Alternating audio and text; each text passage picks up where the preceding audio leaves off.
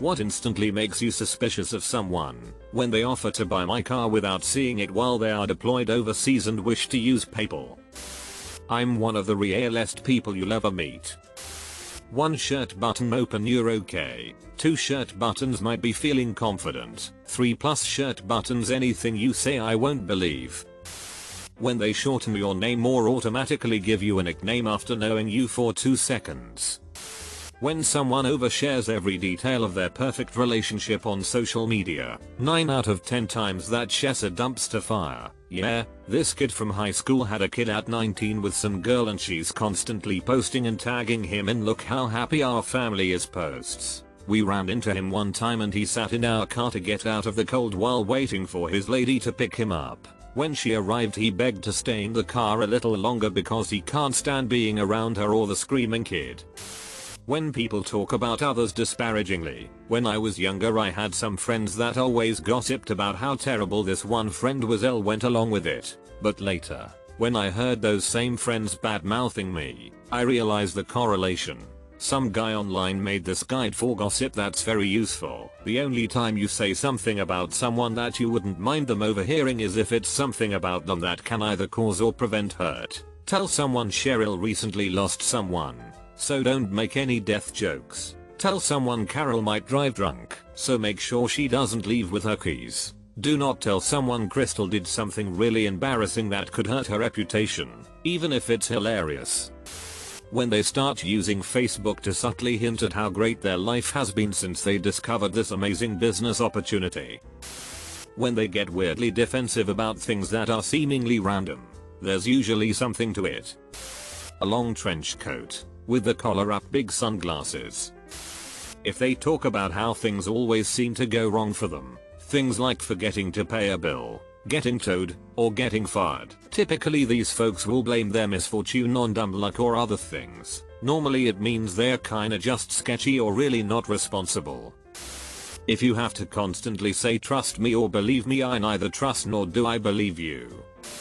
The one-uppers. The ones that always have a story like yours but much better, or worse, and usually seems borderline impossible implausible.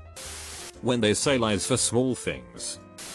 Office gossip. I don't mean hey, did you hear about Janet's new haircut? There is a woman at my work who will gossip all day if you let her about other people, how they are late, what they are doing and blah blah blah. She will instant message me too about it. It's gotten so bad that I just ignore the messages, even though she sits right next to me. If they are willing to gossip that much, they are willing to talk about you. Girl. All my friends are guys. Can't be dealing with all that girl drama. When ominous music plays every time they enter the room. All my exes are psycho. Unexpected gifts, such as, for example, a large wooden rabbit. They start sentences with my name or say my name a lot. It feels like a marketer salesman talking to me. When they talk about people behind their backs. When someone tries to be funny at the expense of others, especially when they're not super close, and there might be a hint of truth what he thinks. It seems very specific, but it stands out, and once I notice this behavior I don't trust them at all. I literally had a guy tell me at work, I don't respect anyone who makes fun of himself. All I can think of was, I have been here for a couple of weeks and I don't have enough material to make good jokes with you being the lead punchline. So I have to make them about myself for them to funny and not insulting. When they flatten themselves against a wall, while shifting their eyes left and right. Bonus points for humming their own spy theme. You can't trust anyone who subscribes to pickup artist playbooks. I've seen this kind of thinking take over one of my friends before. He turned from being a regular quirky guy to being a pathological liar. You start viewing sex as a reward that can be won with tricks. Pretty soon you stop seeing women as people. Then you stop seeing anything wrong with lying to anyone for any reason. The whole crowd he hangs out with now creeps me out. All very charming, but it's impossible to trust any of them. Wow, that was a great story. It's crazy. I did the exact same thing, except I had a broken arm, no credit card, and I hadn't slept in 48 hours. Covered in blood and holding a meat cleaver. When they devote 100% of their time towards talking to your partner and ignoring you. My partner and I are in graduate school studying primate behavior and primate evolution respectively. We've interacted with so many people who just ask him about his research and never ask me about mine. He's getting very good at saying, "Gorilla knows way more about primate evolution than me. You should ask her." It's frustrating and makes me very aware of the conversation topics that I bring up with men and women. When they put the milk before the cereals, even worse when they put the bowl last. That's quite an accomplishment. Sockshoe. When someone resorts to playing the religion card when trying to sell you something. Also, many liars tend to over-explain things. If you're patient, you'll eventually catch a glaring contradiction. Someone telling me their IQ. I don't need IQ to tell me someone's intelligent. IQ is what people use to try to instantly bridge the relationship gap between. You don't have the experience with me to trust my thoughts on this matter, and what they want the relationship to be. I am a genius and a thought leader and my input is insightful. Listen to me, or some variation.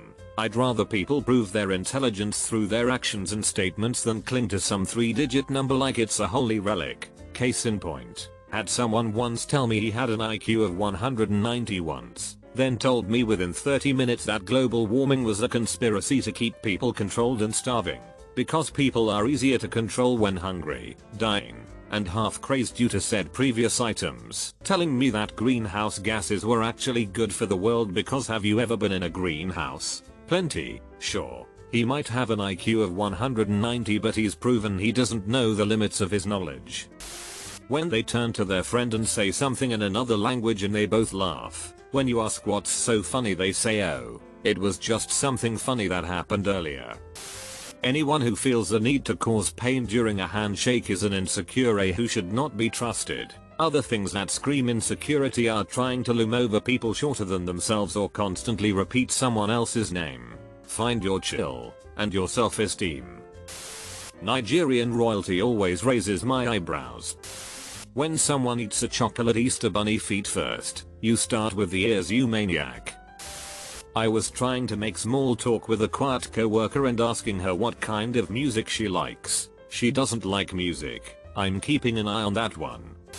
When they correct you on everything, statements start with no, usually turn out to be too dominating and can be pretty annoying pretty soon. I've realized I'm one of those people, unfortunately, actively trying to change. Any tips appreciated.